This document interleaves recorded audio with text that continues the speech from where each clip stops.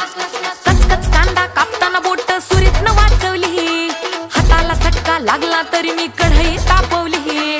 कचकच कांदा कापताना बोट सुरीतनं वाचवली, हाताला चटका लागला तरी मी कढई तापवली.